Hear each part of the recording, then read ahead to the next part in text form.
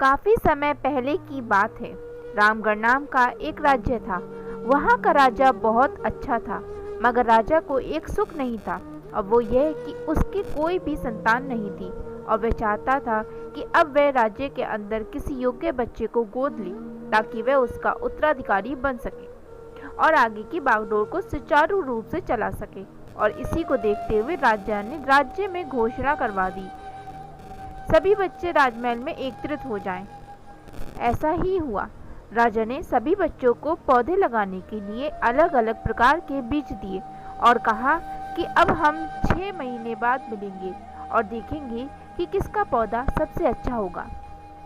महीना बीत जाने के बाद भी एक बच्चा ऐसा था जिसके गमले में वह बीज अभी तक नहीं फूटा था, लेकिन वह रोज उसकी देखभाल करता था और रोज पौधों को पानी देता था। देखते देखते 3 महीने बीत गए।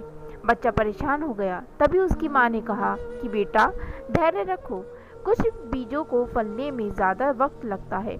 अब वह पौधे को सींचता रहा।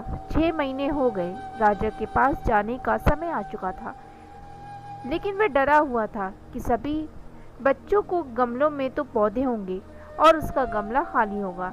लेकिन वह बच्चा ईमानदार था। प्रतियोगिता के अंतिम दिन सारे बच्चों को महल में बुलाया गया। अब सारे बच्चे राजमहल में आ चुके थे। कुछ बच्चे जोश से भरे हुए थे, क्योंकि उनके अंदर राज्य का उत्तराधिकारी बनने का प्रबल लालच भी थी। अब राजा ने आदेश दिया, सभी बच्चे अपने अपने गमले में दिखाने लगे, मगर एक बच्चा सहमा हुआ था क्योंकि उसका गमला खाली था।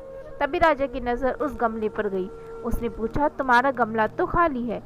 तो उसने कहा, लेकिन मैंने इस गमले को 6 महीने तक देखभाल की है।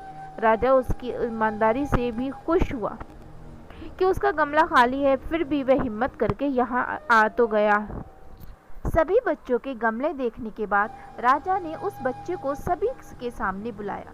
बच्चा सहम गया और राजा ने वह गमला सभी को दिखाया। सभी बच्चे जोर से हंसने लगे। राजा ने कहा, शांत हो जाइए, इतने खुश मत होइए। आप सभी के पास जो पौधे हैं वो सब बंजर हैं। आप चाहें कितनी भी मेहनत कर लें, उनमें से कुछ नहीं निकलेगा, लेकिन असली बीज यही था। राजा उसकी ईमानदारी से बेहद खुश हुआ और उस बच्चे को राज्य का उत्तराधिकारी बना दिया गया। लेकिन हमें इस कहानी से क्या सीखने को मिला? मेरे हिसाब से अपने अंदर ईमानदारी का होना बहुत ज़रूरी है। अगर हम खुद के साथ ईमानदार हैं तो जीवन के किसी न किसी पड़ाव में सफल हो ही जाएंगे, क्योंकि हमारी औकात हमें ही पता होती है। हम खुद को पागल बनाकर खुद का ही नुकसान करते हैं। अगर कहानी पसंद आई हो तो लाइक, कमेंट और शेयर करें।